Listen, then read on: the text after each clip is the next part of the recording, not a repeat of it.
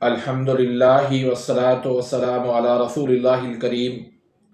अम्मा बाद फ़अऊज़ु बिल्लाहि मिनश शैतानिर रजीम। बिस्मिल्लाहिर रहमानिर रहीम। मोहतरम नाज़रीन कराम, मोहतरम भाइयों और बहनों, अस्सलामु अलैकुम रहमतुल्लाहि व बरकातुहू।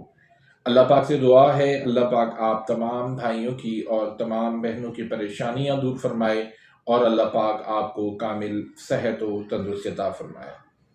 नाज़रीन, आज हम एक नए टॉपिक के साथ, एक नई वीडियो के साथ हाज़िर खिदमत हैं।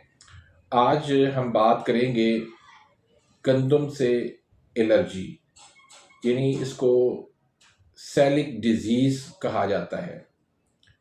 ये डिजीज़, ये बीमारी, ये गंदम से एलर्जी क्यों होती है, इसके असबाब क्या हैं, इसकी अलामात क्या हैं और फिर इसका दुरुस्त इलाज आया है या नहीं है। दुनिया भर के अंदर बहुत सारे लोग गंदम से एलर्जी पर परेशान हैं। उसमें कुछ छोटे बच्चे भी हैं, बड़े भी हैं, ख़वातीन भी हैं, नौजवान भी हैं। तो एक इंडियन भाई हमारे हैं, वो उनके इसरार पर आज ये मैं वीडियो बना रहा हूँ। तो सबसे पहले हम बात करेंगे इसकी अलामात पर। अलामात के अंदर ये होता है कि पेट में दर्द रहता है, पेट में मरोड़ रहता है, मैदा उसका ख़राब रहता है, उसको मोशन लगे रहते हैं, बार बार पाखाना आता है और वज़न उसका बहुत ज़्यादा कम होता है, उसकी ग्रोथ जो है वो अच्छी नहीं होती और गाल उसके पिचके हुए होते हैं, चेहरे पे इतनी रौनक नहीं होती, एंजाइटी रहती होगी, तबीयत के अंदर जो है वो चिड़चिड़ापन रहता होगा। तो इस तरह के जो है वो सिम्टम्स, अलामात होंगी। अब ये होता क्यों है, कैसे होता है? मेडिकल के हिसाब से तो ये इसमें एक प्रोटीन होता है जिसका नाम ग्लूटेन होता है, तो उस वजह से ये एलर्जी होती है। लेकिन वो एलर्जी भी क्यों होती है? दरअसल इसमें ये होता है कि हमारा जो इम्यून सिस्टम है वो कमज़ोर होता है। अगर इम्यून सिस्टम को मजबूत किया जाए, कुव्वते मुदाफ़ियत को उसको तेज़ किया जाए और हरारत गरीज़ा जो है वो जिस्म के अंदर पैदा कर दी जाए, हमारे मैदे आंतों को ताकत दी जाए, तो ये मसला आसानी से हल हो सकता है। और अल्हम्दुलिल्लाह अल्लाह के फजल करम से हम इसका कामयाब इलाज करते हैं और ऐसे सैकड़ों मरीज़ जो है वो अल्हम्दुलिल्लाह सेहतयाब हो चुके हैं। तो इसमें दरअसल आंतें जो है वो सोजिश की वजह से वो ढीली हो जाती हैं और ग़िज़ा जो है वो मैदे के अंदर, आंतों के अंदर वो रुक नहीं पाती और फ़ौरन जो है वो उससे पाखाना आ जाता है। ये दरअसल इसका ताल्लुक जो है वो लिवर के साथ भी है। जब लिवर आपका अनएक्टिव होगा तो इम्यून सिस्टम भी कमज़ोर होगा, कुव्वत मुदाफ़ियत कमज़ोर होगी और इसी वजह से मैदा और आंतें भी जो है वो कमज़ोर होंगी। तो इसका बेहतर तो इलाज यही है कि पहले आप दुरुस्त तशख़ीस करवाएं हमसे और फिर उसका दुरुस्त इलाज करवाएं।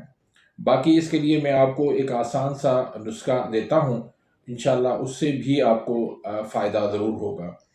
तो उससे पहले हम ग़िज़ा पे बात करते हैं। ग़िज़ा के अंदर आपको फ़िलहाल जब तक आप बिल्कुल ठीक नहीं हो जाते तो गंदम से और जौ से और इस तरह की जो बेकरी आइटम्स हैं उन तमाम चीज़ों से आपको अवॉइड करना होगा। जो भी मैदे से बनती है चीज़ें वो भी आपको नहीं इस्तेमाल करनी।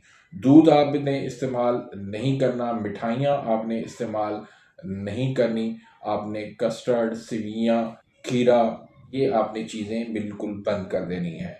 और ड्राई फ्रूट्स आप ज़्यादा मिक़दार में खाएं, सरसों का साग खाएं, आप भुने चने खाएं, आप करेले खाएं, आप फ़िश खाएं, आप शहद खाएं, आटा बना लें जिसके अंदर जो है वो ज्वार हो, मकई हो और बाजरा हो, ये तीनों मिक्स कर लें। इसके अंदर बेसन भी आप मिक्स कर सकते हैं, इसका आप आटा बना लें, वो आटा आप इस्तेमाल करें। सालन के अंदर जो है वो तेज़ मिर्च मसाला से बिल्कुल परहेज़ करें। और एक ये नुस्खा जो मैं आपको देने लगा हूँ, ये नुस्खा इंशाल्लाह इस्तेमाल करेंगे तो आपके लिए बहुत ज़्यादा आसानी हो जाएगी। इसमें आपने 4 चीज़ें लेनी है हम वज़न: अजवाइन, पुदीना, सौंफ और बड़ी इलायची के दाने। चारों चीज़ें जो है आपने हम वज़न लेनी है। आधी चम्मच आपने सुबह को, आधी चम्मच आपने दोपहर को और आधी चम्मच आपने रात को खाना खाने से आधा घंटा पौना घंटा तकरीबन पहले लेना है, ताज़ा पानी के साथ। और अगर छोटा बच्चा है तो उसकी मिकदार आप कम कर दें। अगर बहुत ही छोटा है तो अगर वो नहीं इस्तेमाल कर सकता इस तरह, तो उसको आप शहद में डाल के आप उसको इस्तेमाल करवाएं। इंशाअल्लाह अल्लाह के फजल करम से चंद दिनों के अंदर आप देखेंगे कि उनका मैदा भी ठीक हो जाएगा, उनकी आंतें भी ठीक हो जाएंगी और आहिस्ता आहिस्ता ग़िज़ा जो है रुकने लगेगी और आहिस्ता आहिस्ता उनका वज़न भी जो है वो बढ़ने लगेगा। तो उम्मीद करता हूँ कि आज की इस वीडियो से आप मुस्तफ़ीद हुए होंगे।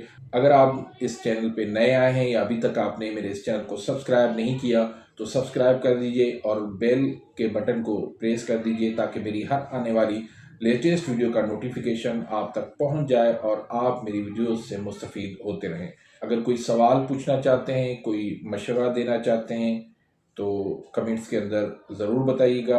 अपनी दुआओं में याद रखिएगा। मिलते हैं इंशाल्लाह नेक्स्ट वीडियो में, तब तक के लिए इजाज़त। अल्लाह हाफ़िज़।